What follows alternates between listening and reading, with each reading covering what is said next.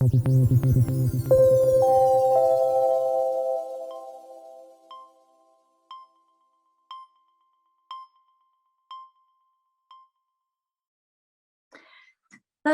and good afternoon, everybody. Welcome to the Parliament and Health Tech Conference. Delighted, I'd love to be able to say delighted to see so many of you here, because I'd love to be standing in front of a live audience. Unfortunately, we don't have that, but I'm delighted to know that so many of you are on the call. This is the first of 3 parts, because we've been doing this conference, which we do annually virtually. We decided to do it in 3 parts rather than you all sitting on a Zoom screen for too many hours. This is the first of 3. We hope that you'll join us for the subsequent ones. I would like to start by thanking our sponsors, BD, Edward Life Sciences and Intuitive, who've kindly made all this possible. And I do think that there's lots of interest for you this afternoon. We've got Lord Bethel speaking to us first, and he's kindly agreed to take some questions.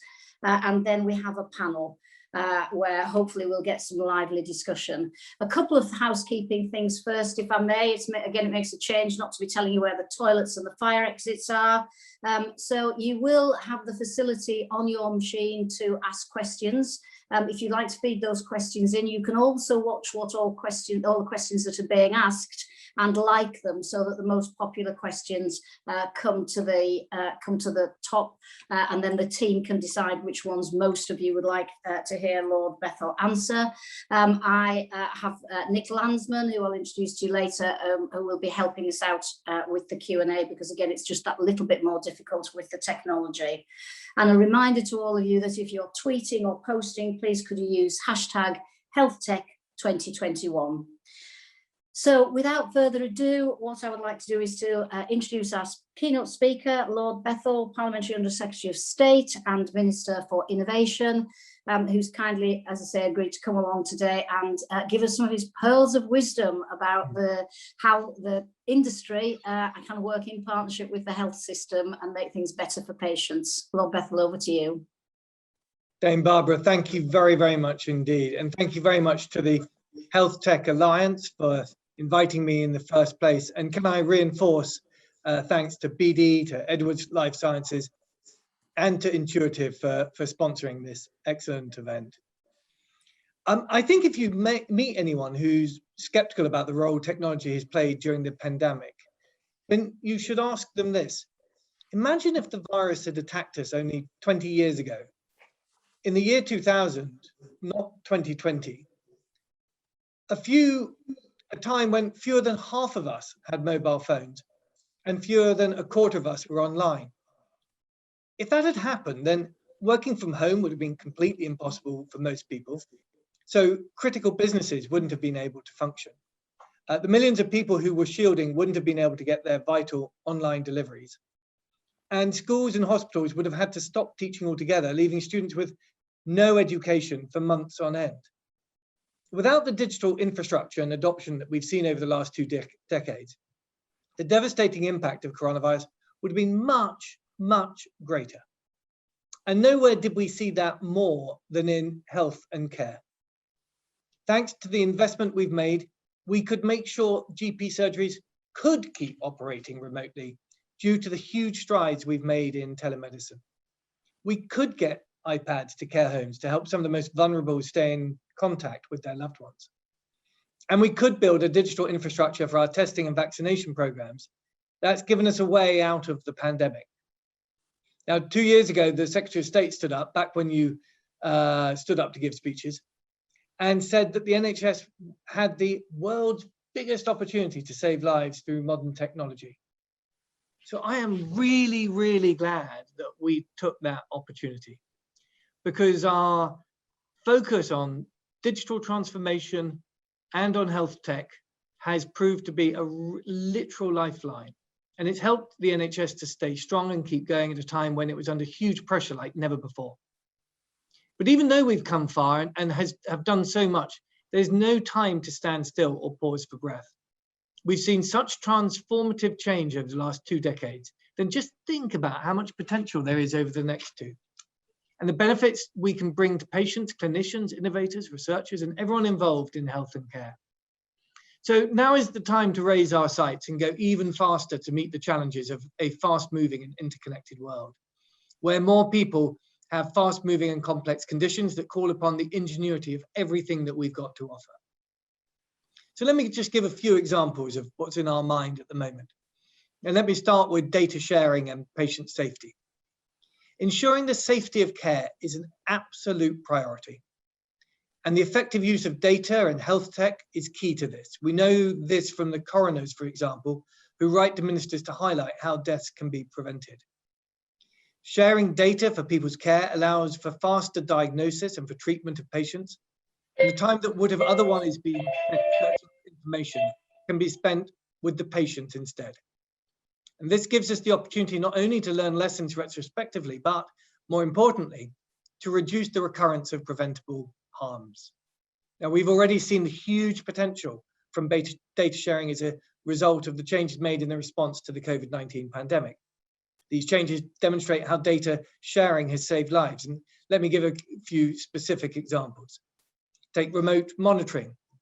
During the pandemic, NHS supported healthcare through digital platforms and remote monitoring devices so that patients could remain home, avoiding unnecessary travel to hospitals and GP surgeries.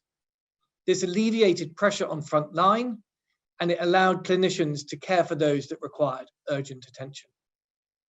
Remote monitoring solutions are a standout example of how we've provided interventions through virtual wards in hospitals to support people at home across a multitude of settings, thereby reducing the reliance on hospital capacity.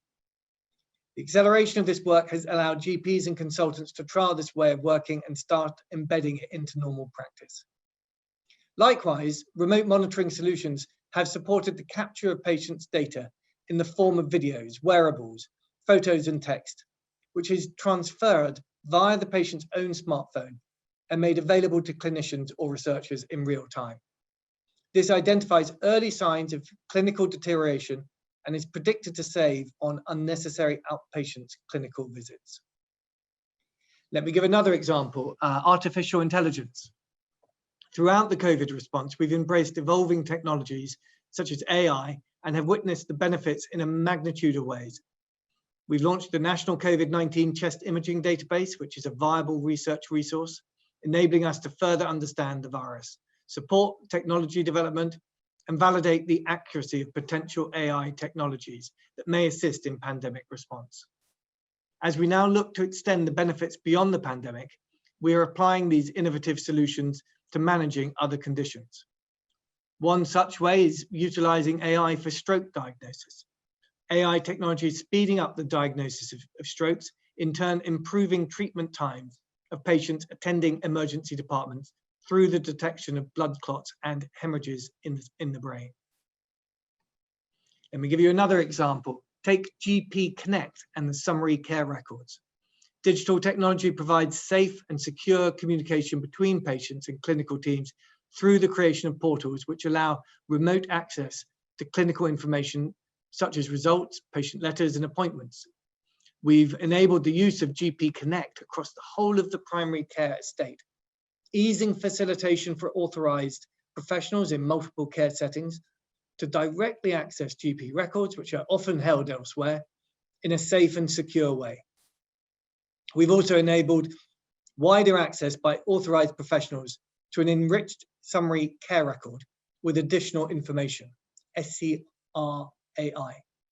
This allows a health and care professional to see a patient's medical record and further helps support older patients and those with complex comorbidities. Now, if I can just say a word about our data strategy, making data more accessible to professionals and allowing it to flow appropriately through an integrated system is absolutely at the heart of our data strategy. We will improve the flow of information across the health and care system and make sure health and care staff have key information about their patients at their fingertips. In doing so, we can significantly reduce errors and help keep people safer than ever. We need to bring social care into the 21st century and will soon launch a dynamic purchasing system, giving social care providers access to supplier solutions which are fully compliant and with relevant interoperability, data and cybersecurity standards. In response, we're working on a new dynamic purchasing system due to launch in April 2021. We'll also provide buyers guidance developed with the sector to help social care providers to identify the best solution that is right for them. This is a good example of how we're setting expectations centrally through procurement frameworks and standards. The Digital Technology Assessment Criteria for Health and Social Care, the DTAC, issued in February, provides a new national baseline for digital health tech, so suppliers know what to build and providers to build or buy, bridging the gap between development and procurement. So let me draw up with my conclusion. The unprecedented expansion of technology integration across health and social care and the lessons we've learned implementing this technology as a vital response to our COVID-19 need now needs to be looked in as we look to a future of digitally transformed healthcare system. The technology eases the burden on staff, gives the people the tools and the information to manage their own healthcare, and ensures patient data can be safely assessed. Better use of data can drive up quality, safety, and efficiency of care, improve outcomes and lives, unlock new treatments, and give power to citizens. We are only beginning to witness the potential that technology in health can have, and the power that tech innovation holds will revolutionize our NHS for generations to come. Thank you very much indeed. Minister, thank you so much for that. Apologies that you won't get a round of applause. I guess you kind of got used to that by now. So thank you very much for both kind of articulating the breadth and depth of new technologies that can help out with the health system. But before I hand on to Nick to ask some of the questions from the audience, I wonder if you could just say a few words about your own aspirations for the changes, the national changes, the changes centrally, and particularly in your role as Minister of Innovation, because what often appears to happen is that companies struggle with what they see as a sort of complex landscape of how they get their products to market. NICE probably, although it's changed its emphasis, hasn't done quite as much with technologies as pharma. And it's often more difficult for technologies because it's a more complex change of pathway. So are you optimistic that the new innovations unit that's being created and the work with the changes to NHSX, are you optimistic that you'll be able to steer that in a way that helps people get their technologies where they are of benefit to patients and proven, that we'll be able to get them through the system more quickly?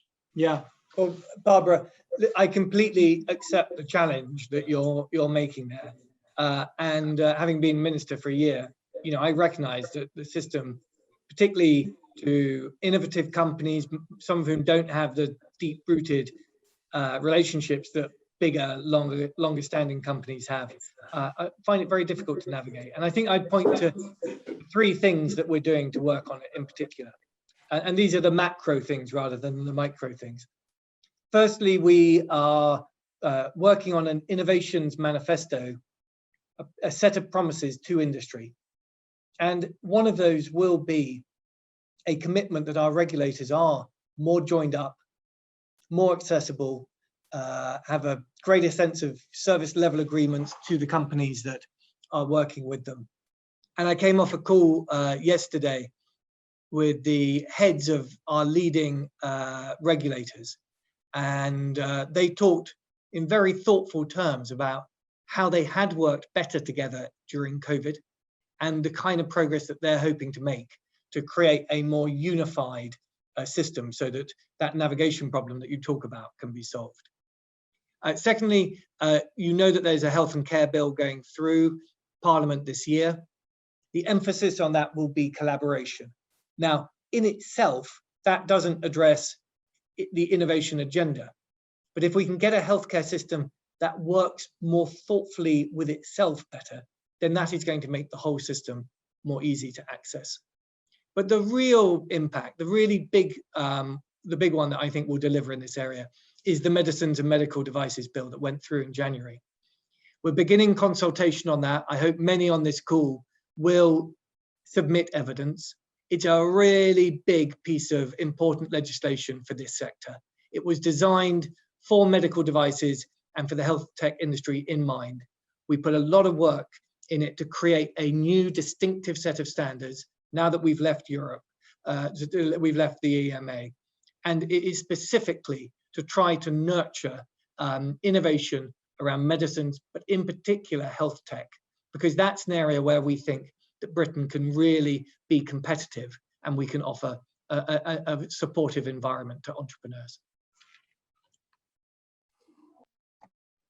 Thank you, Minister, for that. Right, I'm going to hand over now, if I can, and I'm sure that the technical people can bring him onto the screen, to Nick Landsman, who's the Chief Exec of the HealthTech Alliance. And Nick, hopefully, is managing all the questions that have come in from the audience. So, Nick, I can't see you, but I desperately hope you can hear me.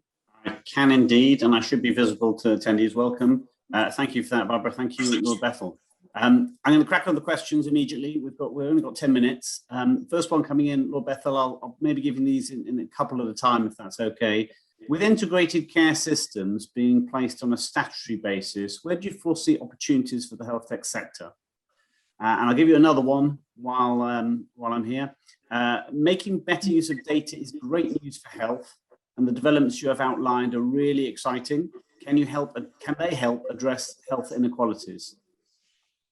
Yeah, right. So I think, I mean, as I said earlier, I don't think that the creation of ICSs is in themselves targeting the innovation climate, although having a healthcare system that works more thoughtfully together is got to be a good thing. Where I think the opportunity will be, I think, will be a bit in social care. Social care, we're going to see brought into the heart of the family, and the kind of collaboration between public health, NHS and social care that we saw during the pandemic is going to be baked into the cake. And I think that for health tech, there's tremendous opportunities in social care for really improving people's lives. And because it's been so fragmented and it's quite a difficult sector to access, I don't think health tech has necessarily made the impact it could do. And so, although I'm not the entrepreneur in the room, that would be one area that I would flag. Now, on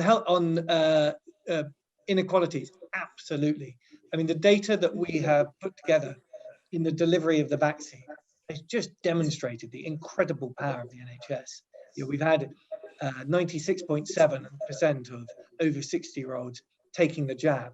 Oh my goodness, you know, that means we've got an NHS number for every single one of them, and we have their vaccination records in every single one of their healthcare records.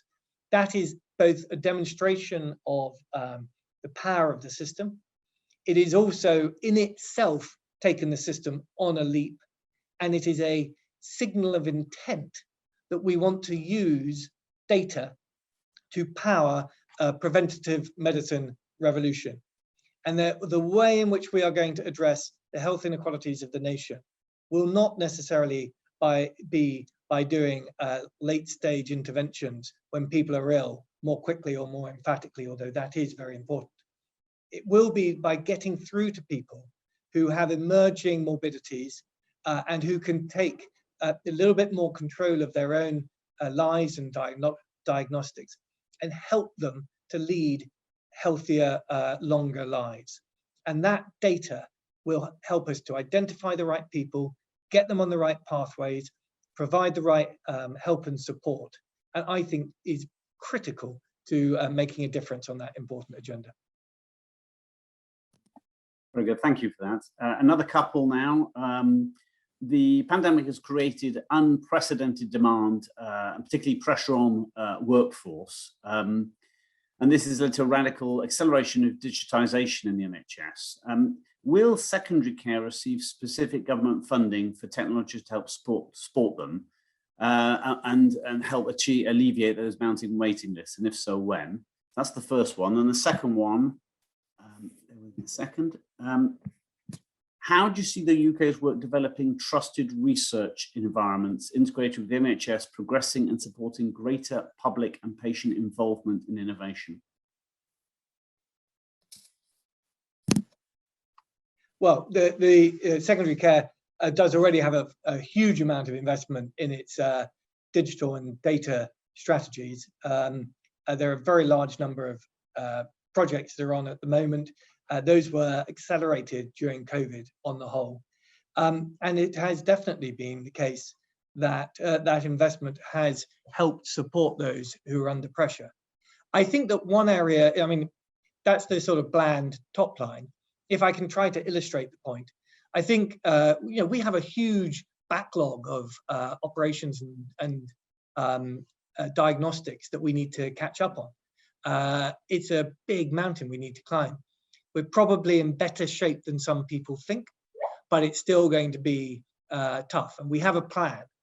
A really important part of that plan is to ensure that the right people have the right tests and are then put on the right pathways, and that we are using the system as efficiently as we possibly can. And we don't waste either patients' time or clinicians and the system's time by people heading off in the wrong direction. So getting people on the right path in the first place is a huge driver of efficiency.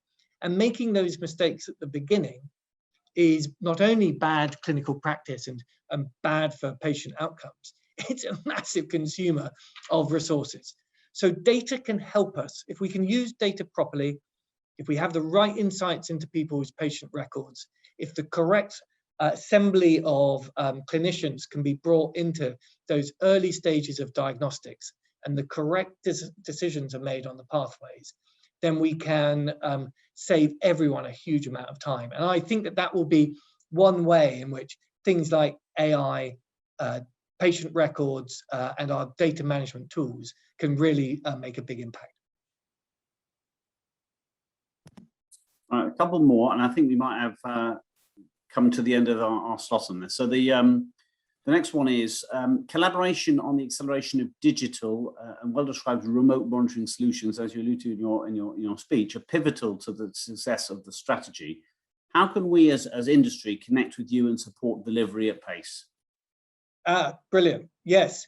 Well, you're right. And can I say a big thanks to everyone involved in those projects. I know how quickly they were stood up and the circumstances, and I'm aware that some of our industry partners really stretched themselves in order to meet the challenge and delivered massively, not just in terms of the pilots, but in actual delivery of platform-wide solutions that, as I said, delivered hundreds of thousands of interventions that saved the system a huge amount of wasted resource and gave patients the reassurance that they were being professionally looked after.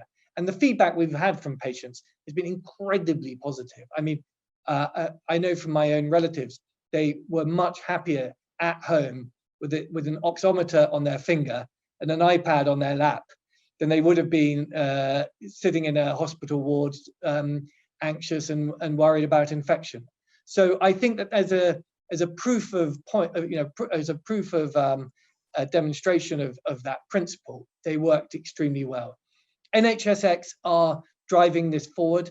I know that the team that put together the initial COVID response are writing up the case studies, and they are the best place to start in terms of engagement. But there is a big buy signal from the system here. We think it worked well, and we'd love to build on it. I think we have time for a final question. Future one, Minister. In 18 months' time, where would you like to see us, and what role can industry continue to play with government? Well, I think from our point of view, unlocking the power of data is the key thing. We have come a long way.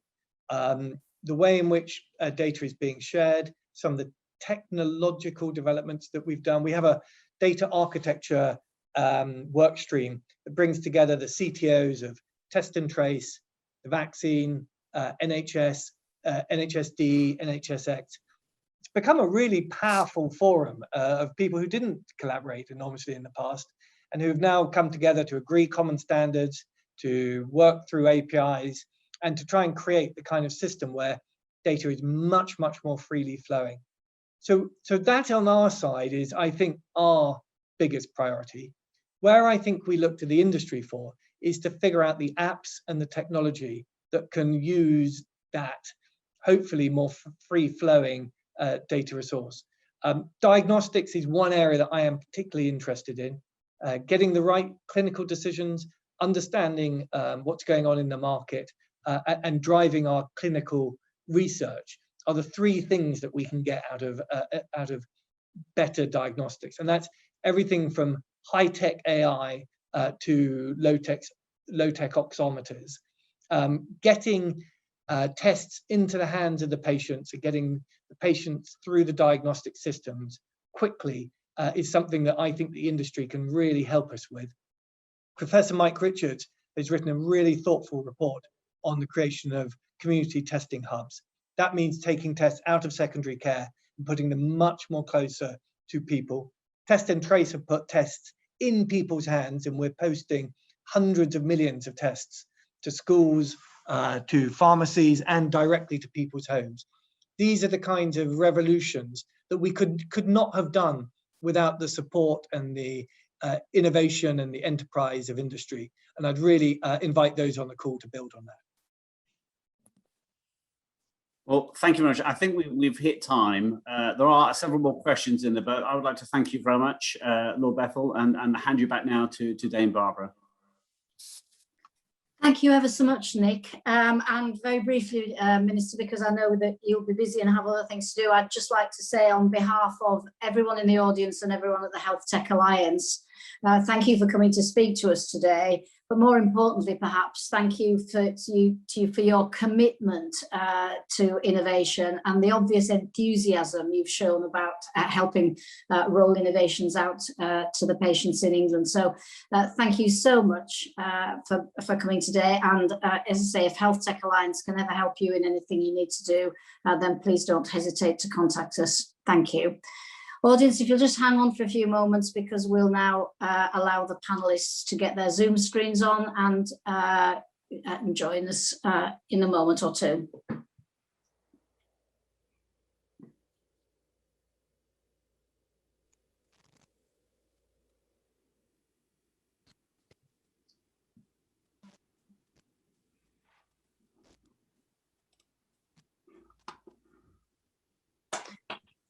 Hi, everybody. I think we're back on track. I think the technology has survived the first round, and let's see whether it survives. Hopefully it will survive a second. So I'm delighted to introduce our panelists to you today. We've got 5 people here on the panel who I think can really stimulate some in-depth discussion about the issues facing how quickly we can bring innovations to patients. If I can start with Richard Stubbs. Richard's from the Yorkshire AHSN, I'm sure is known to many of you here. We've got Amir Ali from Edwards Life Sciences, giving us a perspective on what it's like to be in industry. Chris Holmes, Director of NHS Supply Chain, which has such an important part to play in getting products to market. Peter Young, who's a consultant anaesthetist at King's Lynn, but who is also a fellow of the NHS Innovations Accelerator. And Catherine Thompson from West Yorkshire, Director of Planned Care and close to the front line. Oh, Peter is obviously very close to the front line and is actually on it, but Catherine trying to help the front line to overcome some of the issues that have built up in the times of COVID. So if I can, what I'd like to do is to start by asking each of our panelists to give just a few moments of their perspective on how innovations, particularly medtech type innovations, can make a difference to patients, including potentially, where you think COVID's has had an impact on that. And then following on from that, then we'll start a discussion. And please, members of the audience, if you want to start with your questions now, we'll be running a Q&A session so that you can ask exactly what you want to. Richard, could I possibly come to you first, please? And yes, absolutely, Barbara. And good afternoon, everyone. It's a pleasure to be here. And thanks to the HGA for asking me back onto the panel. I think it's a really interesting time to be talking about the role of HealthTech in the NHS, and I congratulate HTA for their immaculate timing of this conference. I think to allow us to have this conversation. If you think back to this time last year, Minister's talked about this a little bit in his speech. I mean, like any other organisation in healthcare and in industry for that matter, as HSNs, we were ripping up our business plans in April 2020 and starting to completely adapt our focus to COVID-19. And Minister has obviously gone through a list of some of the successes we've seen over the last 12 months. I mean, as HSNs, as the HSN network, we worked alongside NHSX, NHS Digital to digitise primary care. We had a near 100% uptake of video and online consultations. There was a national rollout of the electronic repeat dispensing available to more than 1 million people within weeks. We talked earlier already about the COVID oximetry at home program and the virtual wards, etc. I think as well as that, as well as leading or supporting all that work as the HSN network, we're also heavily involved in understanding, I suppose, the beneficial changes that we were seeing. I think the need to evaluate the rapid adoption of technology that we saw, particularly in the early months of the pandemic, was critical. And as HSNs, we've led a piece of work called Reset, NHS Reset, which was around that evaluation piece. You know, what did we see and what has been proven to be beneficial? But I think more interestingly, it's a forward-thinking piece of work about, and what can we learn from the last 12 months of activity with the specific lens on innovation. And of course, while it's really interesting and sometimes really rewarding to talk about specific case studies about specific innovations, I think the crucial thing for me is the most important innovation case study of 2020 is about culture. What is it that changed in the culture in the early days of the pandemic that allowed us to move at such pace and scale when it came to the adoption of technologies, many of which were already well known to us and had been around our system for many, many years indeed. And of course, a lot of that cultural change was due to the intensity and the clinical necessity of an incredibly serious medical pandemic situation. But some of it is more sustainable than you would think. So here we are in April 2021. I'm just about to publish my Reset report, which will be a compendium of everything we've learned over the last 12 months. We'll talk about our findings and our recommendations, about valuing and embracing change, about greater devolved leadership and empowerment of the front line, removing barriers and adopting agile techniques, for many of which I think the Minister was talking about earlier as well, and understanding population needs and addressing inequalities. But I think although the innovations themselves that we now need to consider will be maybe different to the ones that we've been looking at for the last 12 months, there is now clearly another big mountain peak to scale. And just as we were doing 12 months ago, HSNs and other support agencies like us are ripping up our business plans and starting to think, how do we support the backlog and the recovery of NHS services? And as I say, the innovations that will help us to climb this particular summit will be different in the main. But actually, for me, what's more important is understanding the cultural shifts that happen, particularly within the NHS. I'm thinking about things like our appetite for risk, better collaboration, rapid evaluation, rapid spread, and understanding what is it we can do to harness and sustain those cultural conditions that allowed that rapid transformation to happen. Some of that will be policy driven, I'm sure. Some of that will be about incentives. A lot of it actually will be about just an increased appetite for change that we've seen through a result of the work that frontline staff have put in place over the last 12 months. And I suppose I'll finish with one final thing, which is three things for me that are either different from this time last year, or at least we can say that we should learn from them or allow them to inform us. I think one is crucial, the workforce. You know, quite simply, our workforce is knackered. And I'm sure Peter and Catherine will talk to that as well in their piece. So we know we're not going to climb this particular summit in the way that maybe the NHS has traditionally met its access targets over the last 20 years. This is not just about more people working faster than ever before. It has to be about working smarter. And the only way for us to be able to do that within the existing workforce is to utilize technology to a greater extent.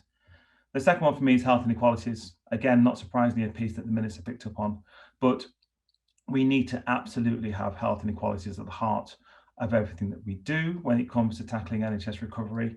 That's not just about better population health management, it's about acute trusts, thinking about what does a health inequality agenda mean to the operational delivery of acute services. So if you look at some of the work that's happening in Calderdale and Huddersfield, for instance, it's about understanding and segmenting your waiting lists to understand if there are perverse disincentives or perverse inequalities happening due to different communities within your waiting lists. And finally, the third thing for me is collaboration. Again, a national crisis brings a national approach. And what we saw quite clearly over the last 12 months was a dismantling of the barriers and the silos that have often prevented innovation from being able to spread at pace. We need to be really clear that we don't rebuild those barriers and silos over the next period of time, because if we remain as collaborative as we have been over the last 12 months, I think that's our greatest opportunity to be able to tackle this particular mountain. Thanks, Barbara. Thank you, Richard. There was so much there that I could dive into, but we're going to go through, listen to most of the panelists, and then hopefully have a discussion amongst all of us. So Amir, could I ask you to go next and bring an industry perspective? Yeah, sure. Thanks, Richard. And also very interesting presentation from Lord Bethel, some great stuff in there as well. Music to our ears.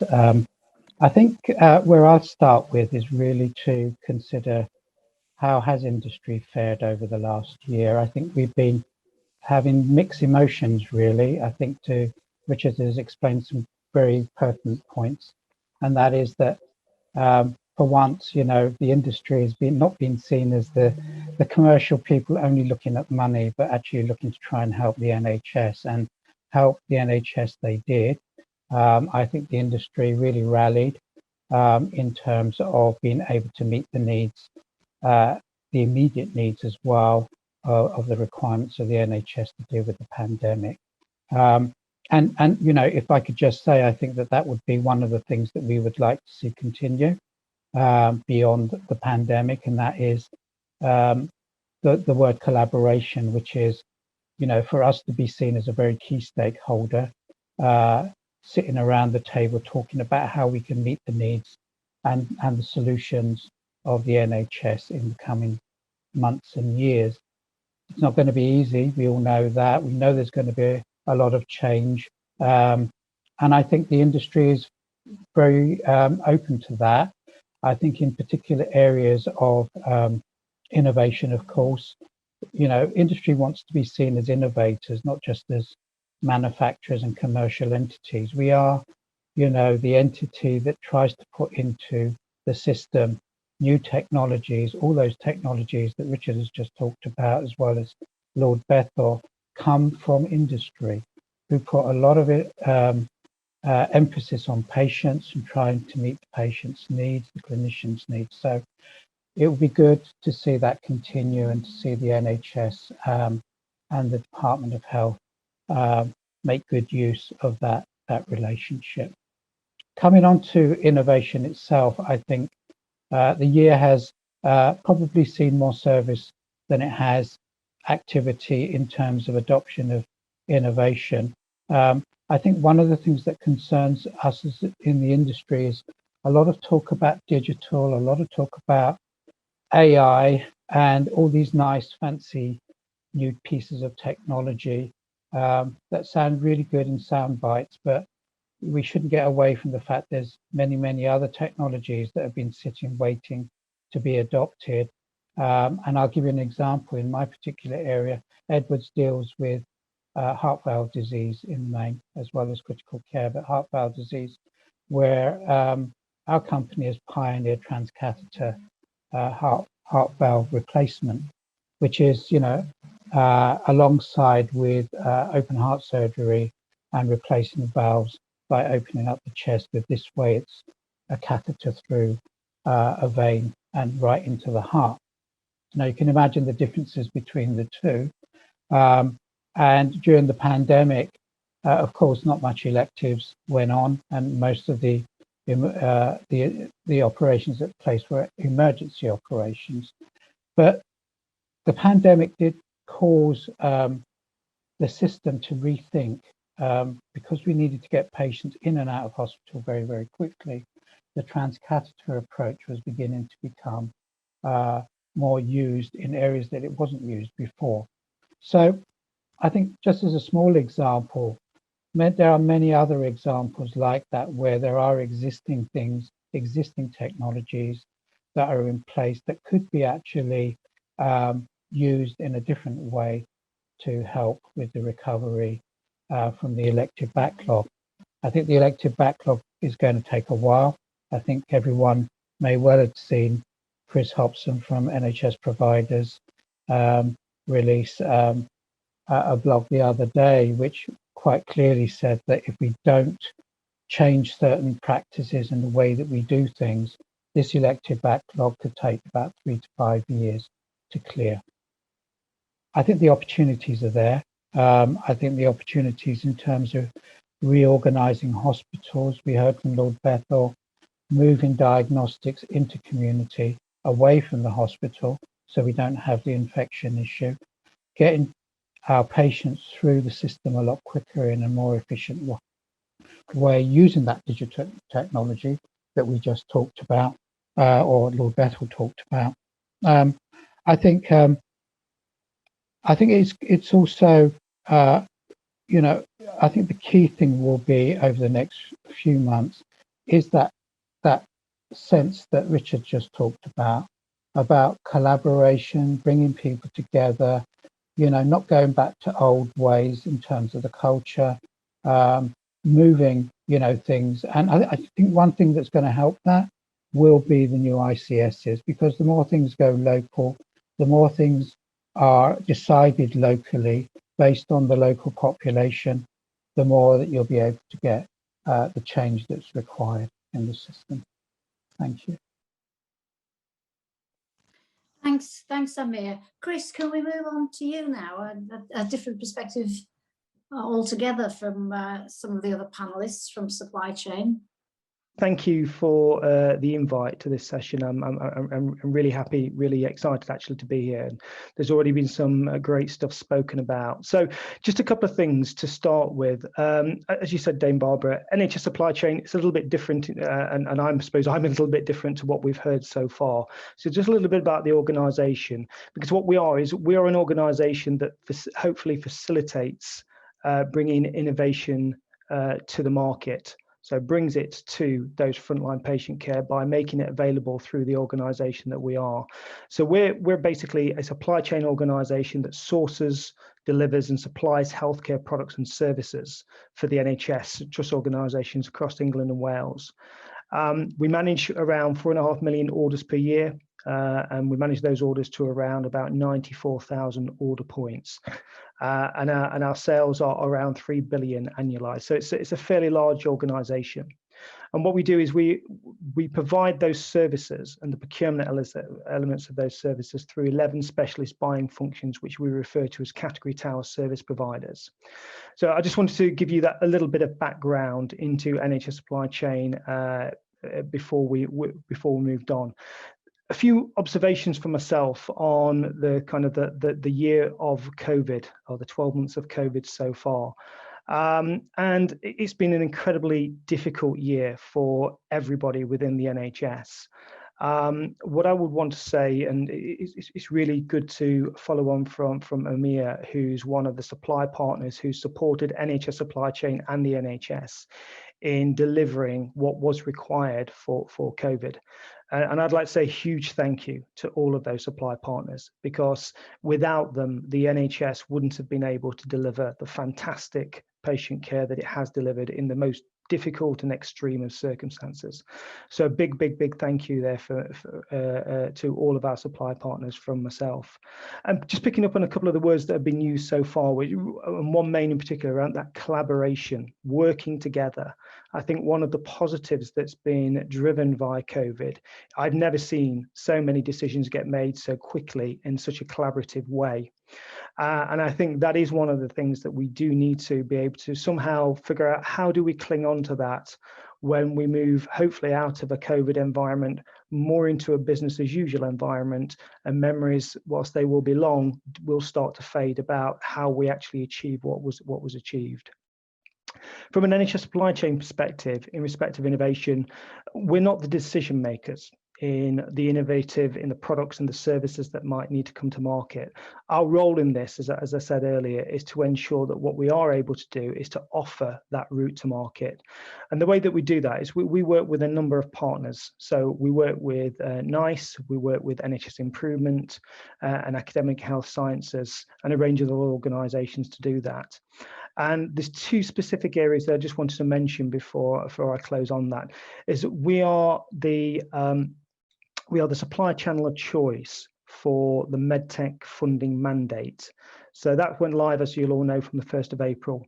And the first 4 products that have been selected by NHS E&I for that and will be funded during this financial year will be provided via our network.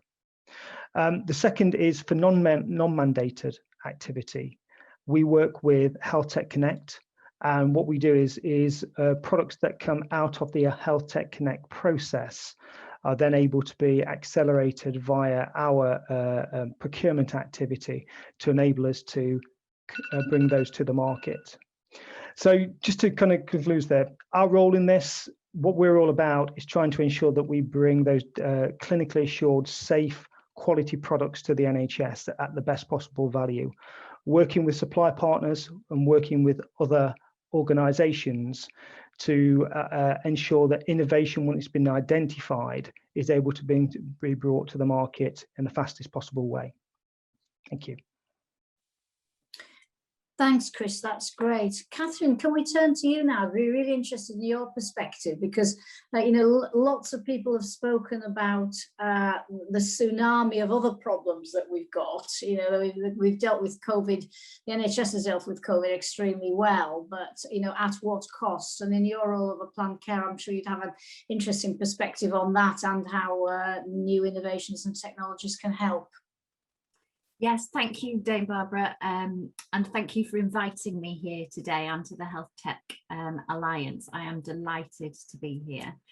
In a way, I agree entirely, but in a way, I feel like the pandemic seems like it's been a disaster for planned care services and people waiting for elective procedures. But in amongst all of that, I think we have to remember that actually the NHS did do 75% of its normal elective activity during the year of the pandemic.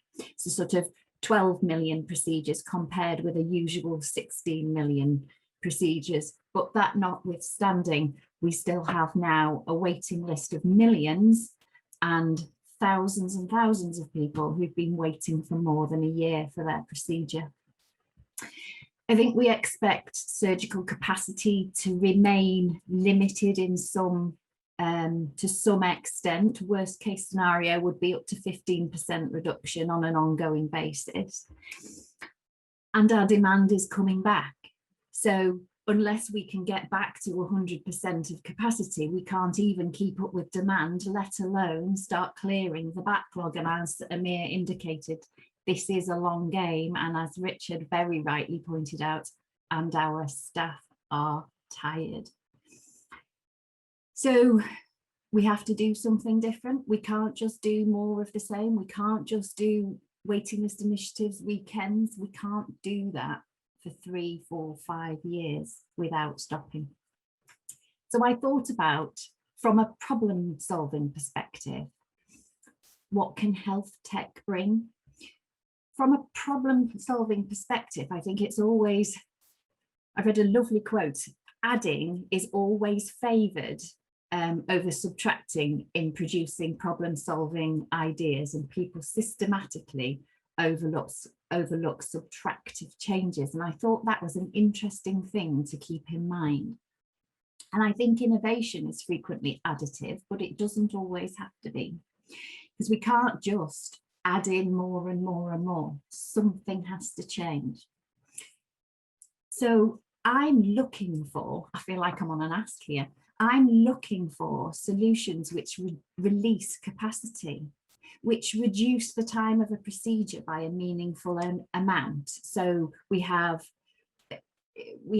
more procedures on a list, not just 10 minutes saved on a list. That gives me nothing new, or something a bit like Amir's example, something that changes the need for an overnight stay to a day case procedure and allows more people to access care because overnight stays are harder to accommodate. Other examples releasing staff time might be things like AI, and I'm aware that in ophthalmology there's a lot of work on reading, using AI to read ocular CT scans to help identify what's normal and what's abnormal, so that each ophthalmologist doesn't have to screen every image to identify who needs to be seen. But these things have to stack up financially. They have to add value, and they have to be high value innovations that really do the legwork. And they also need to help us to reduce our health inequalities, even if that is by being able to get more people through in a more timely manner. They need to do what they say on the tin. Sometimes I think we have a mismatch between the very rarefied environment. This isn't just health tech, this is medicines too. We have a mismatch between the rarefied environment of the clinical trial and the real world environment. And we need to know that the introduction of something different is going to translate well into the real world, into real world benefit. And I totally accept that level of trial and data collection sometimes just isn't feasible.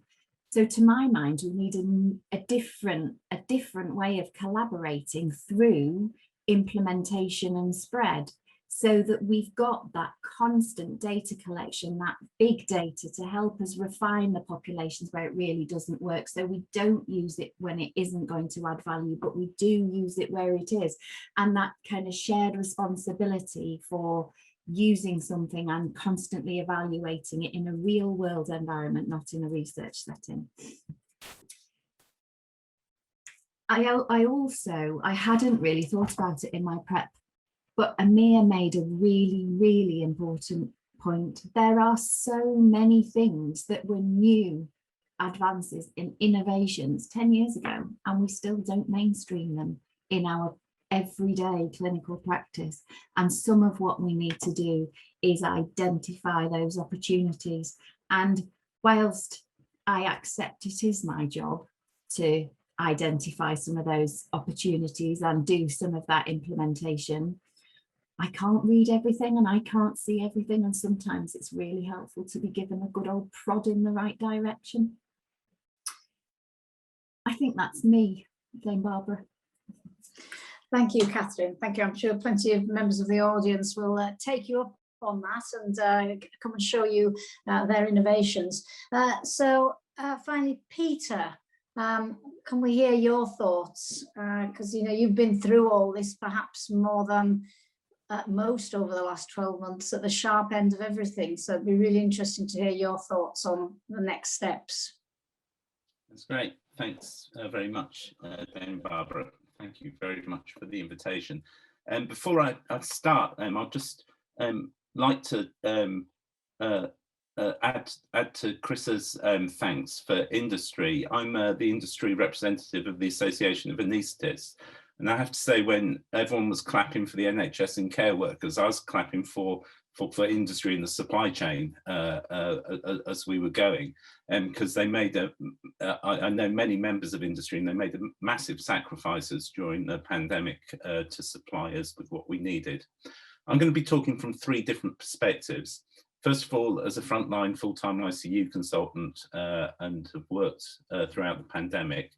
Secondly, I was a member of an emergency national task force set up by the Association of Anesthetists, the Intensive Care Society, and the Royal College of Anaesthetists and the Faculty of Intensive Care. And this provided up-to-date unified guidance to the specialty throughout the pandemic. It was a very effective and popular group. For example, the first webinar we did that I chaired, we had 30,000 attendees just before the pandemic really hit us last March.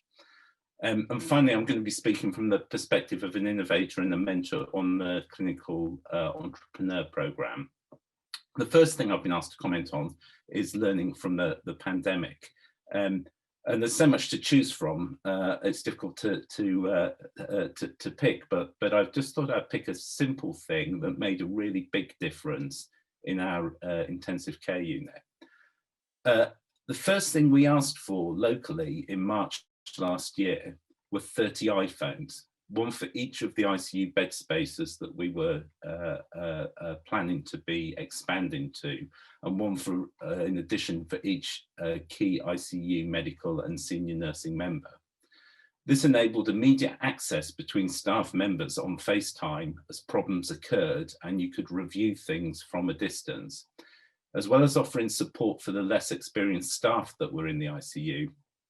We also made huge savings on PPE when this was very, very scarce, because every little thing you didn't have to re-gown up and go back into the hot area of the ICU. It also became invaluable with family communications. As we all know, this was an awful disaster for families who couldn't see their relatives, and we were unable to really communicate in the same eye-to-eye way that we normally do at really difficult times in people's lives. And so this, again, with FaceTime, made a massive difference.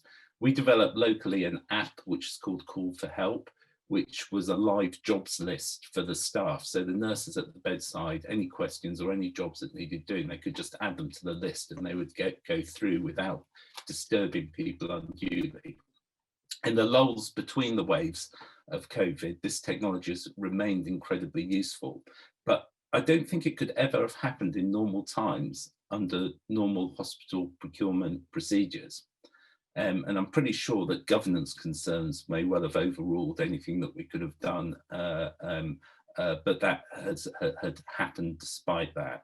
I'll just mention a couple. I was involved in a couple of the projects for the ventilator challenge, and I partly mention this because, as we know, we didn't quite need the number of ventilators that we initially thought we would. But this is one of the things, the criticisms that can sometimes come in. I think that it's that's what innovation is. You get failures, you get things that are not needed after the event. It's very easy to criticize, but a lot has been learned from it. And one of the projects that I'm involved with related to a ventilating device called Exec, which is a modern version of the iron lung. This has taken off since that point and has become an international charity which offers affordable and improved ventilation for patients worldwide. The second thing I've been asked to comment on is how we're going to clear this huge backlog of work. And I'm reiterating what Catherine and Richard have said. We need people. So I'm going slightly off technology. We need people supported by technology. And it's been said that these people are tired, and I'd say that they're tired and damaged. I feel slightly damaged, and I'm quite robust, I'd like to think, but I can't begin to talk for the nursing staff who are at the bedsides and the junior doctors. I think staff welfare will be critical for retention and recruitment. Anaesthesia and ICU was particularly badly hit by the pandemic. Prior to the pandemic, workforce planning indicated a 25% deficit in our specialty.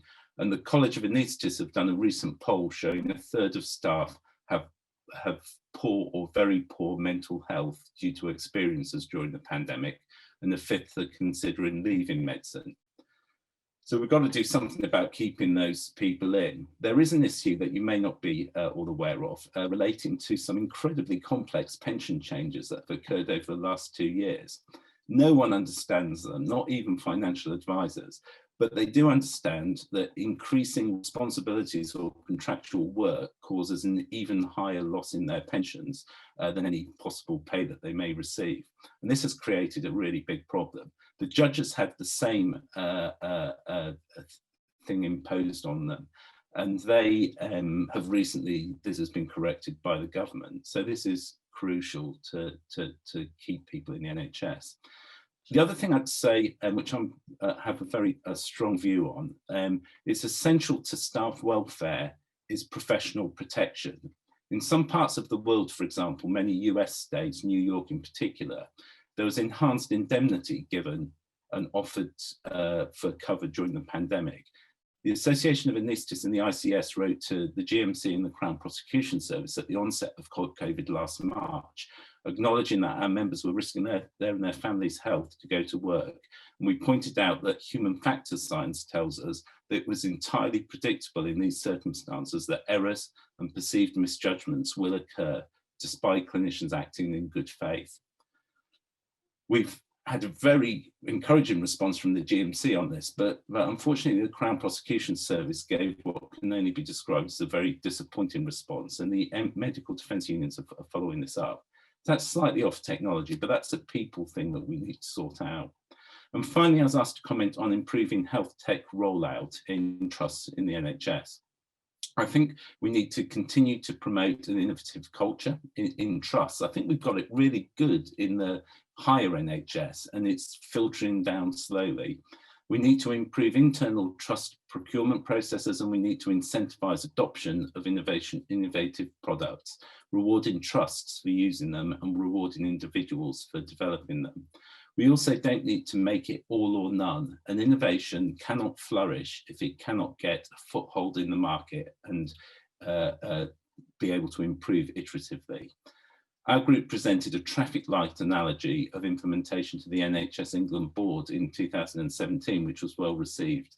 This analogy requires a green light from doctors, from nurses, from the middle managers, from the director of finance, and from a number of committees to get an innovation into a hospital.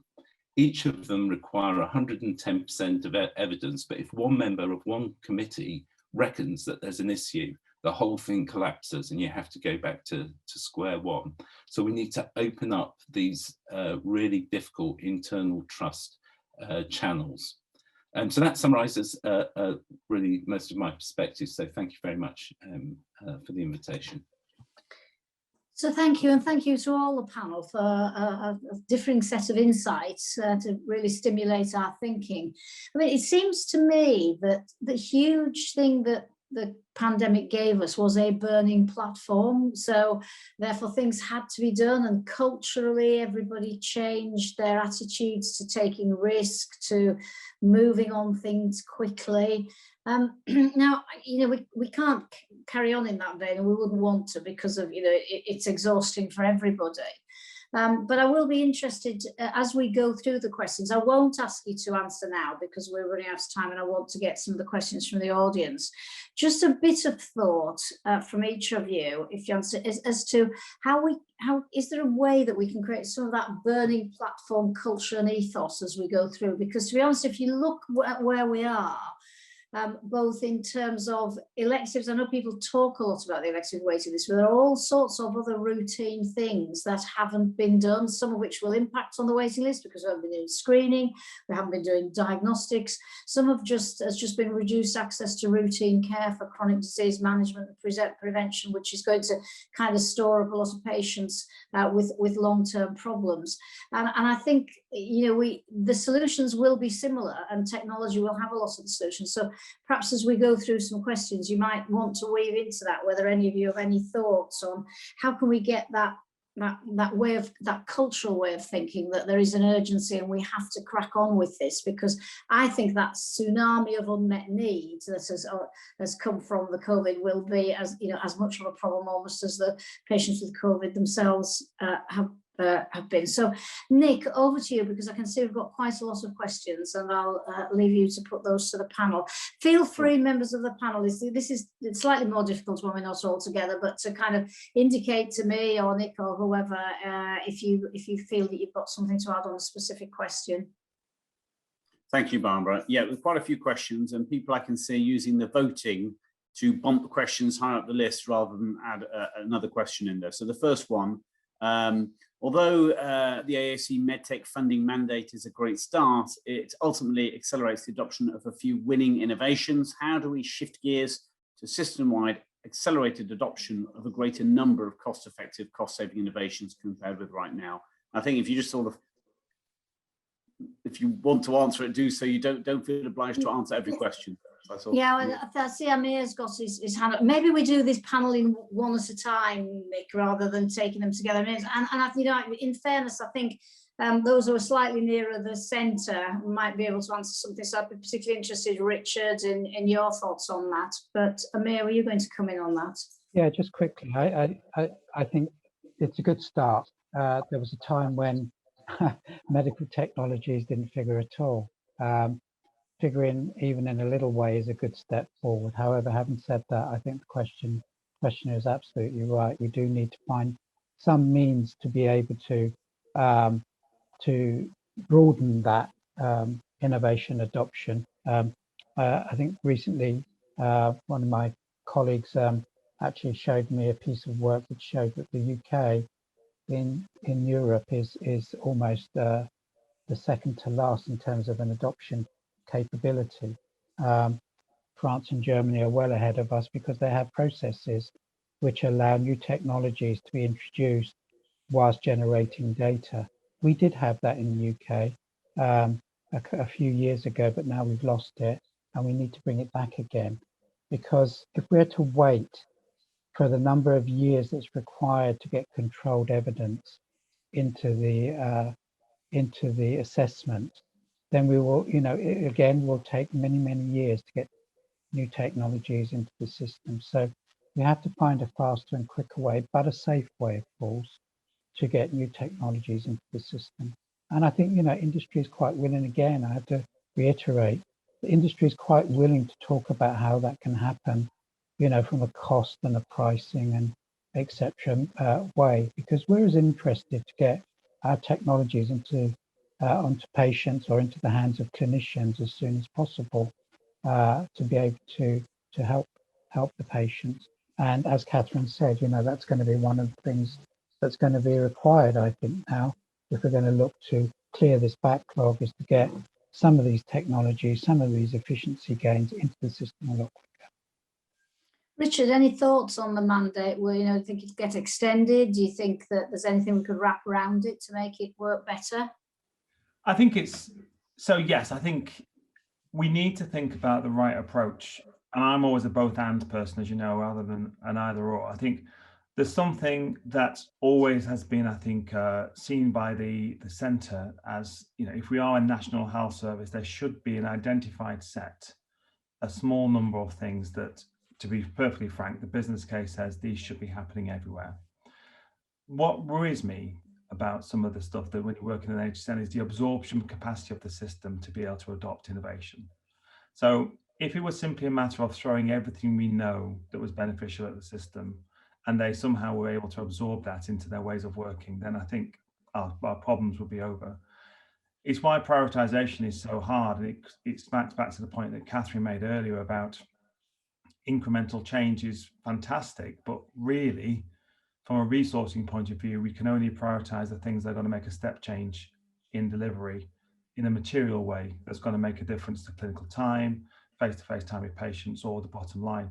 So we need to, I think, live in the reality that with the current funding, we don't have the resourcing to be able to absorb and implement everything that we know to be beneficial for the NHS at once. And therefore, it's always a question of prioritization. The conversation we need to have is whether it's best to have a single business case nationally and for that due diligence to be done at the centre in the way that the MedTech funding mandate has done. So in effect, to provide a kite mark to the system, which hopefully says this is trusted innovation that you can take and implement, or whether we allow that to happen across the individual ICS regions. And I think sometimes therefore run the risk of duplicating our own work, or even worse, sometimes coming up with different answers in different regions.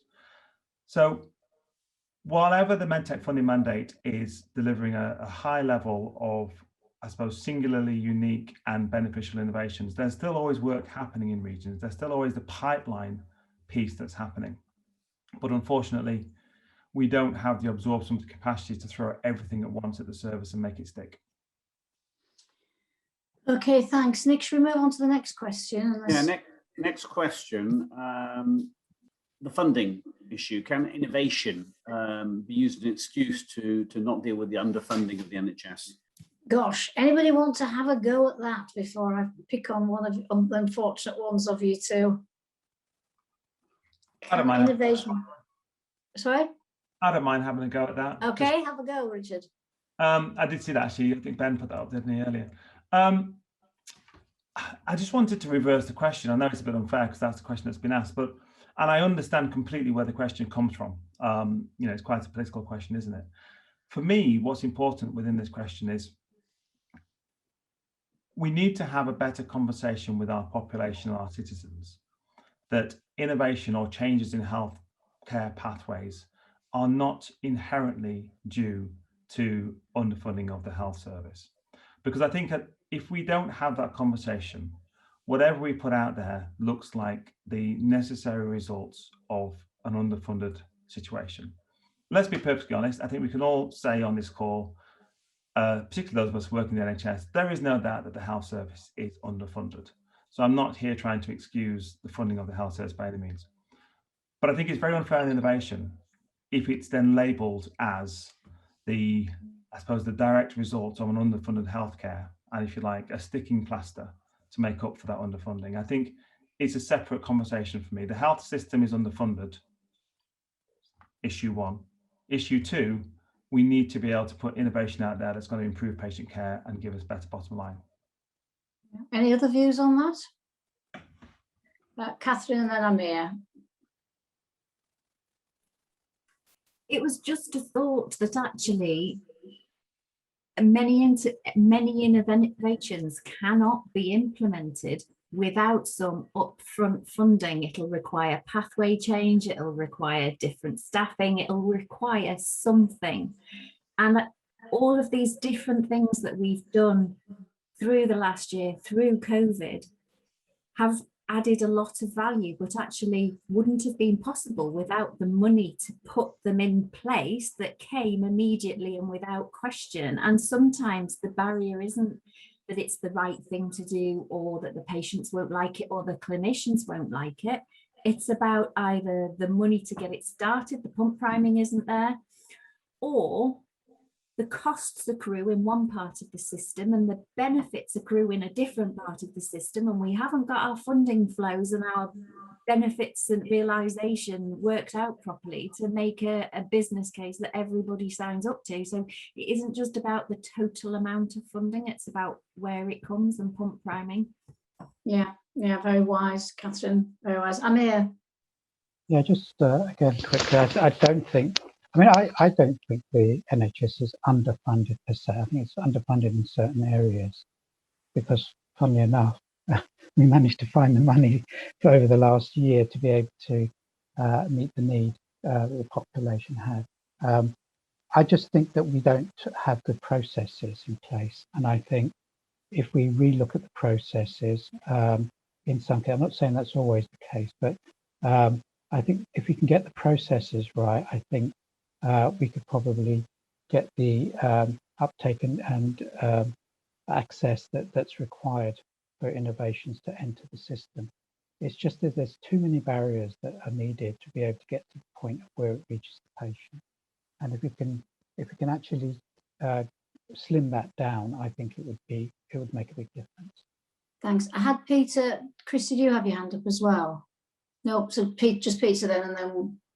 Just building on what Amir said there about the barriers in the system, and Catherine really alluding to sort of siloed budgets and so forth, where often when we're trying to get something into the hospital, it may be agreement that it will be a good thing, but whose budget is it going to come out of becomes the big problem. I just reflect that, you know, many years ago, in the late 1990s, I'd go to a conference and go to an Edwards stand and have a look at something and say, that might be good for my patients. I'd look into the data on it. I'd go back to my hospital, and then there would be an administrator who says, what have you seen at the meeting, Dr. Young? Anything we can help you with? Can we help you with a business case? And I'd be somewhat empowered to be able to draw that into my hospital. And I think over 20 years, things changed a little bit. And I think there's a degree of learned helplessness. When I go to a meeting, I've got to really, really be motivated to try and implement something in my hospital. Even some of the things on the national tariff, which we were being, as a hospital, given for nothing, it's taken us 2 years to get it in, and quite a bit of effort. So I've got to really be motivated to pull it in. And that's been a change. So devolving the ability to draw innovation into frontline clinicians, I would say that, but I believe that's important. Thank you. Thank you. Very interesting. Nick. Yeah, elective backlog is the next question. There have been some great initiatives demonstrated by Gert, and Amir mentioned a few things Edwards are doing. It's clear that these alone won't clear the backlog. What is the view on removing patients from the elective list by providing innovative technologies that can avoid or prevent surgery? And what would be the patient view for those who've been waiting a while? Yeah, a broad question. Anyone do the starter for 10 on this? Catherine? I think this is a very live question, and one that every trust that I work with is asking right now. Because for a lot of those procedures that you're talking about, I don't know how familiar attendees are with the prioritization and clinical validation process that's been through on the waiting list, but people have been prioritized based on the urgency of their need for surgical intervention. And those people for whom the urgency is very low will have to wait until those people who need to be seen urgently, or in 28 days or in 3 months, to not deteriorate and not have a poor outcome, they will have to be seen first. So that means as more and more of those people keep coming through, the wait for those people whose interventions aren't urgent is going to continue to grow. So I think this comes down to patient choice. We are already having the conversation about, should we be asking people if they want to try something different? You know, and I'm talking about really straightforward things like, do they want to be offered some support with living with their condition for people who've got kind of musculoskeletal conditions who are waiting for trauma and orthopedic surgery? It's very live, and we're doing it now, and there may well be interventions that could make a difference. And in the diagnostics, there's colon capsule endoscopy. I mean, it's hardly an innovation, is it? I understand it's been around for about 20 years, but because it can remove the need for an endoscopy, we were looking at rollout pre-COVID, but on a very limited scale and quite slowly. COVID has really accelerated the rollout of colon capsule endoscopy, because endoscopy is an aerosol generating procedure. It's quite difficult to do during a COVID pandemic. You don't want to do it if you don't have to. And by doing colon capsule endoscopy, we can take loads of people off the waiting list. And you know what? If I was a patient, I know which I'd choose, because I think colon capsule endoscopy is a whole lot less unpleasant. Anyone else on that one, or shall we move on to the next, Nick? Yeah, next one. With the size of the NHS, like a supertanker, it's a minefield for commercial enterprises to engage with innovative solutions and get them to the right people and so on. Any thoughts on making it easier for industry to support and collaborate? I'll come to you in a moment, Richard. I might just first ask Chris whether you see any role for supply chain here, because I think supply chain is something that potentially could do more rather than some of the straightforward stuff. It's got such a brilliant overview of everything that's needed. Do you see, in response to that question, a role for supply chain? I do. I think there's two parts to where I was going to go with that. So HealthTech Connect is the forum, is the organisation that we're working with, which is there to look at innovative products and services, assess them, and then they come out of the assessment process. And then if they're deemed to be truly innovative, then they come into the NHS supply chain model for NHS supply chain to look at how we bring those to market. So to answer the direct question, I think that is the area that should be focused on. And there's lots of details around HealthTech Connect. If anybody wants to reach out to ourselves in NHS supply chain, we're more than happy to help with that kind of conversation. What we're doing ourselves as well, because what we do recognise is, and what we've been, I'll say accused of, but it's probably fair in the past, is being focused very much on products and looking at the value delivery of a product. What we recognise, and again, COVID's a good example of it, but even prior to COVID, was the need for the NHS to look at across the whole of the value chain and look at things not just from a specific price of a product, but look at the actual delivery of a patient pathway and how you get value across that whole pathway activity. So what we have been doing, and hopefully some of the people who are on the conference today will be aware of it, is been looking at what we call value-based procurement activity. We've done quite a lot of pilot activity, and on our website, and I can provide details to conference so that you've got this for you to be able to go on to, is we've published our kind of the work that we've done and the activity that we've done under value-based procurement. And that's a way of us trying to say, okay, it's not always just about buying a product. It might be something far more than that. And how do we actually firstly evaluate that, and how do we bring that to the market? So that is something NHS Supply Chain is committed to doing. And it's part of what we refer to as our toolkit now with our category tower service providers that I mentioned earlier. So we will always buy products in some areas, and we'll always buy services in some other areas. But there will be an increasing number, I expect, over the coming years where a value-based procurement approach will become more of the norm. Thanks, Chris. Richard, do you want to comment on this? Yeah, thanks, Barbara. I mean, just briefly, I would say it's something that I think across the innovation landscape we're very keen on trying to solve. We talk a lot about a single front door, but I still recognise that there are still multiple things called the single front door. I think my quick answer would be to say, as a shortcut, please do talk to your local HSN.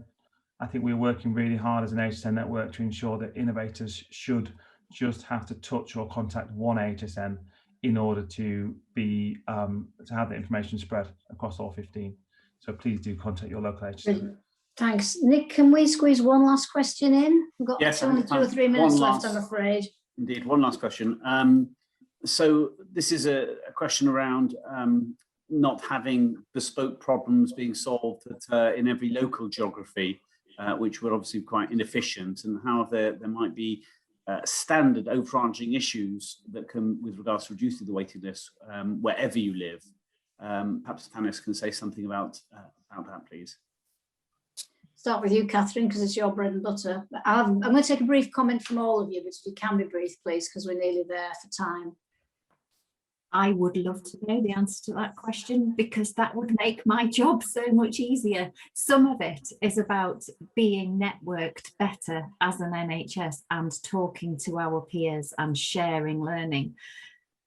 But actually, over the last couple of years in my role, I've found talking to pharma and health tech companies very helpful in introducing me to things that I wasn't aware of. But actually, across the range of specialties, the clinicians often know what it will take. And I think Peter spoke a bit about needing to empower people to make the change. I think previously they've known what it would take to go from day case to surgery overnight stay to day case, but it's always been too difficult to get there, or it's always been unfundable to get there. And now we're in a different reality, and we just have to make it happen. Peter, then over to you as a frontline clinician. National, local, where what's the balance, and which one will help us out most? Well, I don't think I've got the answer of how we're going to get all it moved. Obviously, I just to be slightly controversial, wonder whether we're going to be back to where we were in the 80s and 90s, where alternative funding is going to come in and people are going to be turning to private healthcare again. I remember in you could say the bad old days, people were left on very, very long waiting lists with unpleasant conditions, and they made personal choices to move into the private sector. As the NHS got better throughout my career at not only quality but also shorter waiting lists, that disappeared. Private practice for many clinicians, I don't do it myself, but private practice for many clinicians very much dried up, and we may be back in that situation again, and it may be partly an answer to clearing some of the waiting lists as well. I think it's probably already happening, Peter. Amir, your thoughts on would collaboration help things? Yeah, I think the national and local thing has always been an issue. I think it's a question of control, and that's where, if that control was released and things flowed a lot better, we probably will get a better national local activity going on. So that's quick as that. Yeah. Thanks, Chris. It's a very difficult question, isn't it? I think what I've seen out of COVID is that there is the potential for certainly certain elements for greater levels of national control, and I think that's something that we'll need to see how that manifests itself over the next 12 months, for example. From an NHS supply chain perspective, I suppose we see our role in being able to facilitate whatever our end users' requirements are. So if we were looking at actually operating to different types of technologies, products, services in different parts of the country, that is something that we can facilitate. Although it doesn't seem to be the direction at the moment. It is more around standardization and optimization. Thanks. And last word to you, Richard, with the organisations that are supposed to connect the front lines nationally. Yeah, and I would take the third approach, Barbara. For me, it's about subsidiarity. I think where we see this working really well is when national understands its role and local understands its role. There are some things that should happen once and should be done at the centre, where the centre has the funding or the political power and clout to get policy done and changed. Equally, the world is local and everything happens at a local level. I think where we see inefficiency is when both sides try and overstep that mark. Understanding their roles in this, I think, is key to it. I think when you look at things like the vaccination programme, that's when you can really see both local delivery, national mandate working seamlessly together. So that's the kind of landscape I think we need for the future. Brilliant, thank you. And as everybody will see from the number of questions that are still unanswered, we could have talked for very much longer. It leaves me quickly to wrap up to say thank you ever so much to the panellists, Richard Stubbs, Peter Young, Amir Ali, Chris Holmes and Catherine Thompson, for allowing themselves to be put on the spot with the difficult questions and for giving us their insights. Thank you again to our sponsors, without whom none of this would be possible. Thank you to all the people behind the scenes who've been sorting the whole event, and particularly me from the technology point of view out, so that we could keep this running smoothly. And a particular thank you to the audience for joining us. To be aware that our next session is on the 24th of June, where we're specifically looking at AI and data through HealthTech and how that can make a difference. So I hope all of you have joined us today. Will join us again on the 24th of June when we'll have another similar event with that focus. So thank you. I can't say safe journey home as I would do usually, because I suspect that's where you all are, but have a good afternoon and evening. Thank you. Bye.